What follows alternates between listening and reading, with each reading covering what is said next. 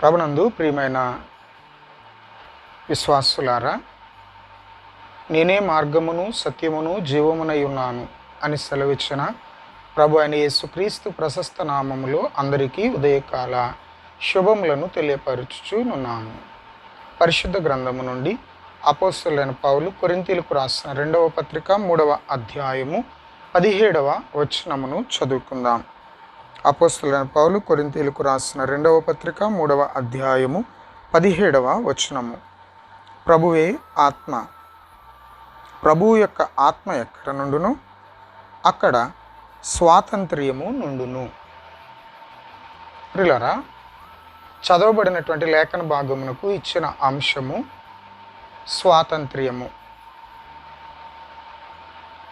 నిన్ననే మనము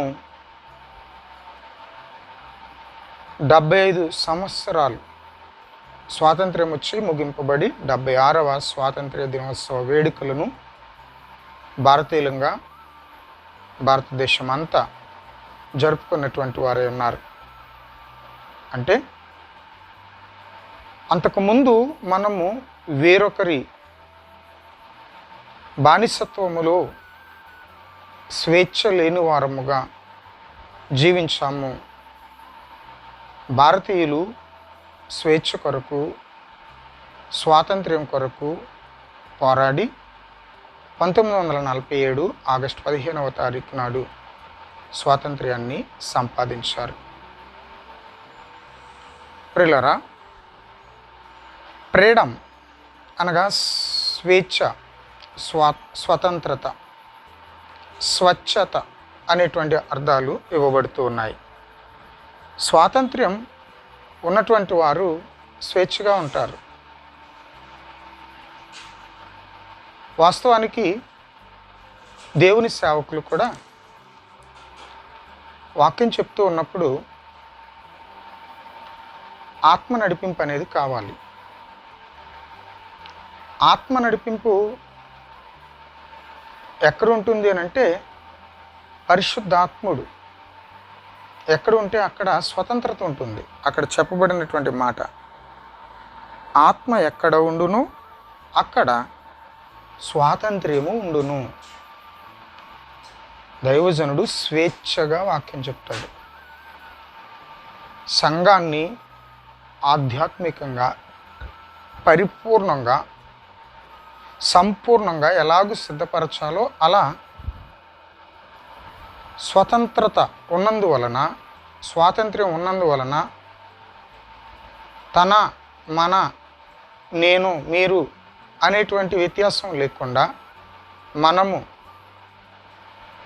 అన్నటువంటి స్వాతంత్ర్యంతో స్వేచ్ఛగా, భయం లేకుండా, ఉన్నది ఉన్నట్టు ముక్కుసూటిగా మనవాళ్ళు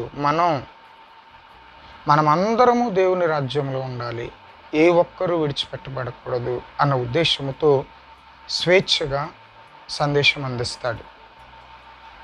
భయంగా ఈ పదాన్ని ట్రెస్ చేసి చెప్తే నాకెక్కడ కానుకలు ఎవరో, చెయ్యి కొరచ చేస్తారో, నాకు జీవనం భారమైపోద్దేమో, నేను దాచుకోవటానికి లేకపోతే నేను విలాసవంతమైన జీవితం జీవించడానికి పరిస్థితులు ప్రతికూలం అవుతాయేమో అని అనుకుంటూ వాక్యం చెప్తున్నాడు అని అంటే అక్కడ ఆత్మ పనిచేయటంలా, స్వాతంత్ర్యం లేదు, స్వచ్ఛత కనబడటంలా, ఫ్రీడమ్ లేదు. ఎందుకంటే నేను, నా కుటుంబం, విలాసవంతమైన జీవితం, భవిష్యత్ కొరకు బ్యాంక్ బ్యాలెన్స్లో కూడబెట్టాలి. ప్రియులారా, ఇలాంటి ఆలోచన విధానంతో వాక్యం చెప్పేవారు కొన్ని విషయాలను ట్రెస్ చేసి చెప్పరు. ఎందుకంటే భయం వాళ్ళకి. వాళ్ళు భయపడుతున్నారు అని అంటే అక్కడ ఆత్మ లేదు. ఎందుకంటే వాక్యంలో చెప్పబడినటువంటి మాట, దాస్యపు ఆత్మను నేను మీకు ఇయ్యలేదు కానీ, పిరికితనము కలిగినటువంటి ఆత్మను నేను మీకు ఇయ్యలేదు కానీ దత్తపుత్రాత్మనే నేను మీకు ఇచ్చి ఉన్నాను అన్నట్టు. అంటే ఆత్మను పొందలేదు కాబట్టి స్వతంత్రంగా మనవాళ్ళు, మనం అన్న రీతిలో వాక్యం బోధించరు. వాక్యం చెప్తున్న మాట, ప్రభువు యొక్క ఆత్మ ఎక్కడ ఉండునో అక్కడ స్వాతంత్ర్యము ఉండును. స్వేచ్ఛగా, స్వచ్ఛతతో వాక్యం చెప్తారు. అప్పుడు అదే స్వేచ్ఛతో, స్వచ్ఛత కొరకు ఆ వాక్యాన్ని విశ్వాసులు అంగీకరించి లోటుపాట్లను సవరించుకొని ఆధ్యాత్మికంగా బలపరచబడతారు. అసలు మనలను స్వతంత్రులను చేసినది ఎవరు? ప్రభు యొక్క ఆత్మ ఎక్కడ ఉంటుందో అక్కడ స్వాతంత్ర్యం ఉంటుంది. మనము ఏ విధమైనటువంటి భయము, బెణకు లేకుండా చక్కగా అందరితో కలిసిమెలిసి ఉండగలుగుతున్నాము అని అంటే అక్కడ ప్రభు ఆత్మ ఉంది కాబట్టి స్వతంత్రులంగా మనం ఉన్నాము. మనకు స్వాతంత్ర్యం అనుగ్రహింపబడింది. అసలు స్వతంత్రులనుగా చేసింది ఎవరు అని అంటే స్వతంత్రులనుగా మనలను చేసింది దేవుడే. ఎందుకంటే గలతీ పత్రిక 5వ అధ్యాయము 1వ వచనం గమనిస్తే, ఈ స్వాతంత్ర్యము అనుగ్రహించి క్రీస్తు మనలను స్వతంత్రులనుగా చేసి ఉన్నాడు. కాబట్టి మీరు స్థిరముగా నిలిచి మరల దాస్యమును కాడి క్రింద చిక్కుకొనకుడి. దేవుడు ఏం చేశాడండి అని అంటే క్రీస్తు. అసలు మనకు స్వాతంత్రం ఇచ్చింది ఎవరు అని అంటే ఒకటి క్రీస్తు. క్రీస్తు మనలను స్వతంత్రులనుగా చేసి ఉన్నాడు. కాబట్టి ఆ స్వాతంత్ర్యము విషయములో మనము ఆ స్వచ్ఛత విషయములో లేక స్వేచ్ఛ విషయములో స్థిరంగా ఉండాలి. మరలా దాస్యమును కాడి క్రిందకు మనము వెళ్ళకూడదు. ఎందుకనంటే పాత నిబంధన కాలములో హెబ్రీలు అమ్మబడేవారు, దాసులుగా అమ్మబడేవారు. దాసునిగా కొనుక్కున్నటువంటి వారు 6 సంవత్సరాలు వారిని పనిచేయించుకోవాలి. 7వ సంవత్సరం వారు స్వతంత్రులు అవుతారు. 7వ సంవత్సరం ఆటోమేటిక్గా వారంతటి వారు వెళ్ళిపోవచ్చు, స్వతంత్రులు అవుతారు. మనకేమీ ఇవ్వనవసరం లేదు. ఆ భాగాలు మనము నిర్గమాకాండము 21:2, ద్వితీయోపదేశ కాండము 15, 12, 18 వచనాల్లో మనం చూడగలం. పాత నిబంధన కాలములో ప్రజలు బానిసలుగా, దాసులుగా అమ్మబడుతూ ఉండేవారు. వారు 6 సంవత్సరాలు కొనబడిన వారి యొద్ద పనిచేసి జీవించి 7వ సంవత్సరం స్వతంత్రులయ్యేవారు. దాస్యమును కాడి క్రింద నుండి వారు విడుదల నుండి స్వేచ్ఛపరులుగా స్వచ్ఛతతో వారి జీవనాన్ని వారు సాగిస్తూ ఉండేవారు. అసలు స్వతంత్రులనుగా మనలను చేసినది క్రీస్తు అని దేవుని వాక్యం చెప్తుంది. అంతేకాదు యోహాను సువార్తలో కూడా 8వ అధ్యాయము 32వ వచనము నుండి మనము గమనించినట్లయితే 8వ అధ్యాయం 32వ వచనములో యేసయ్య మాట్లాడుతూ ఉన్నటువంటి మాటలు మనం చూడగలం.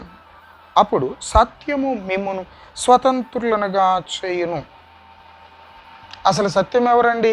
శుభాలు చెప్పినప్పుడు నేను చెప్పాను మీకు, యోహాను సువార్తలోని 14వ అధ్యాయములో ఉన్నటువంటి 6వ వచనాన్ని నేను కోట్ చేస్తూ, నేనే మార్గమును సత్యమును జీవమును, నా ద్వారానే తప్ప ఎవడును తండ్రి యొద్దకు రాడు అన్న విషయాన్ని శుభాలు అందించినప్పుడు నేను మీతో షేర్ చేసుకున్నాను.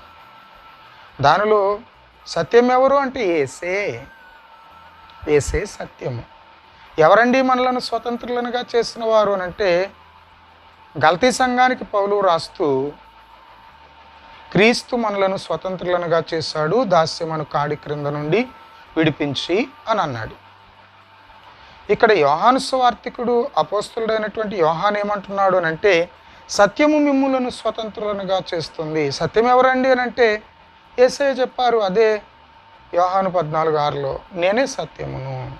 యేసయ్యే మనలను స్వతంత్రులనుగా చేశారు. అలా స్వతంత్రులనుగా చేసినటువంటి స్వతంత్రులనుగా చేయనని చెప్తే వారు వెంటనే యేసయ్యని అంటున్నారు, మేము అబ్రహాం సంతానం, మేము ఎన్నడూ ఎవరికి దాసులై ఉండలేదు, మిమ్మల్ని నేను స్వతంత్రులనుగా చేయదునని ఎలా చెప్తున్నావు అని అంటే యేసయ్య వెంటనే అన్నారు 8 యోహాను 34లో, పాపము చేయు ప్రతివాడును పాపమునకు దాసుడని మీతో నిశ్చయముగా చెప్పుచున్నాను. అవునండి, పాత నిబంధన కాలములో అమ్మబడి దాసులైనటువంటి వారుగా ఉన్నారు. ప్రస్తుత పరిస్థితుల్లో పాపం చేసే ప్రతి ఒక్కరూ కూడా పాపానికి దాసులుగా జీవిస్తున్నారు. పాపం అనే కాడి క్రింద బానిసలైపోయి పాపానికి దాసులైపోయి జీవిస్తూ ఉండగా యేసయ్య పాపము చేయు ప్రతి వాడును పాపమునకు దాసుడని మీతో చెప్పుచున్నాను. దాసుడు ఎల్లప్పుడూ ఇంటిలో నివాసము చేయడు, కుమారుడు ఎల్లప్పుడూ నివాసము చేయను. కుమారుడు మిమ్మును స్వతంత్రులనుగా చేసిన ఎడల మీరు నిజముగా స్వతంత్రులయ్యందరు. యేసయ్య తన రక్తమును వెలగా చెల్లించి ఆ పాపపు దాస్యమును కాడిని విరిచివేసి ఆ కాడి క్రింద నుండి మనలను బయటికి తీసుకుని వచ్చారు. మనకు స్వేచ్ఛనిచ్చారు. అరే, నువ్వు స్వేచ్ఛగా బ్రతుకు, స్వచ్ఛతతో జీవించు, స్వతంత్రుడివై బ్రతుకు అన్నట్లుగా పాపపు దాస్యమును కాడి క్రింద నుండి నిన్ను నన్ను మనలను ఆయన స్వరక్తము చేత విడిపించి మనకు స్వాతంత్ర్యం ఇచ్చినటువంటి వారే ఉన్నారు.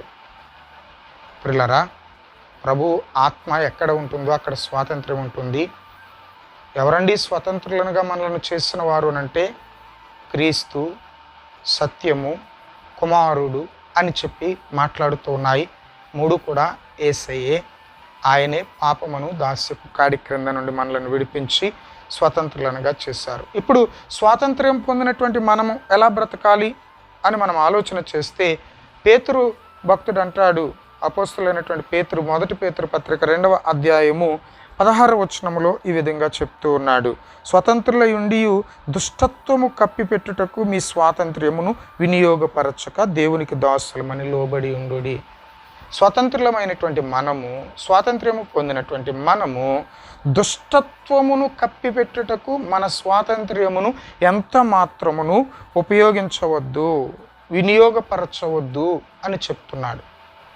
దుష్టత్వమును, తప్పిదాలను, మోసములను, అన్యాయమును, అక్రమమును, అవినీతిని, అబద్ధాలను, పాపమును, వీటిని కప్పిపెట్టడానికి మాత్రం మనకు యేసయ్య ఇచ్చిన స్వాతంత్ర్యాన్ని ఎంత మాత్రమును వినియోగించవద్దు అని పేతురు చెప్తూ ఉంటే, ఇదే పౌలు గలతీ సంఘానికి ఉత్తరం రాస్తూ 5వ అధ్యాయం 13వ వచనంలో చెప్తాడు, సహోదరులారా, మిమ్మల్ని స్వతంత్రులుగా ఉండుటకు మీరు పిలువబడితిరి. అయితే ఒక మాట, ఆ స్వాతంత్ర్యమును శారీర క్రియలకు హేతువు చేసుకొనక ప్రేమ కలిగిన వారే ఒకరికొకడు దాసులై ఉండుడి.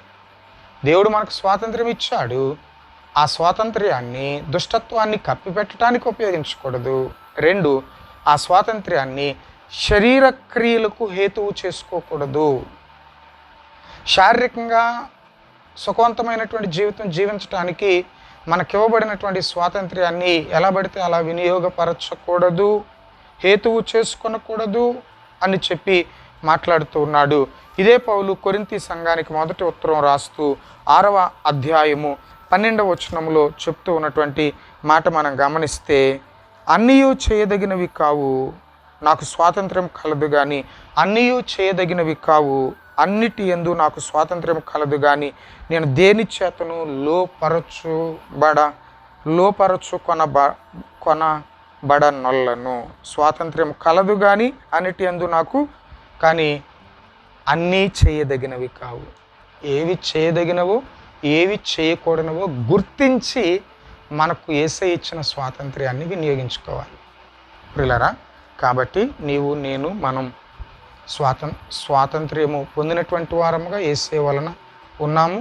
ఆత్మ ఎక్కడ ఉంటుందో అక్కడ స్వాతంత్ర్యం ఉంటుంది. యేసే, క్రీస్తే, సత్యమే మనలను స్వతంత్రులనుగా చేసింది, పాపమును దాస్యము నుండి విడిపించి. కాబట్టి మరలా ఆ దాస్యపు కాడి క్రిందకి వెళ్ళిపోకుండా ఆ స్వాతంత్ర్యమును దుష్టత్వాన్ని కప్పిపెట్టుటకు ఉపయోగించకూడదు. అలాగున్నే శారీరక క్రియలకు హేతువు చేసుకొనకుండా జాగ్రత్త పడాలి. అంతేకాదు, అన్నీ చేయదగినవి కావు. కాబట్టి స్వాతంత్రం ఉన్నది కదా అని చెప్పి ఎలా పడితే అలా, ఏవి పడితే అవి చేసి దేవుడు మనకిచ్చిన స్వాతంత్ర్యాన్ని మనము పాడు చేసుకోనకుండా మరలా దాస్యములోనికి వెళ్ళిపోకుండా దైవ కృపలు వర్ధిల్లుటకు పరిశుద్ధాత్మ దేవుడు మనకందరికీ తన కృపలనిచ్చి సహాయము చేసి మనలను నడిపించును గాక.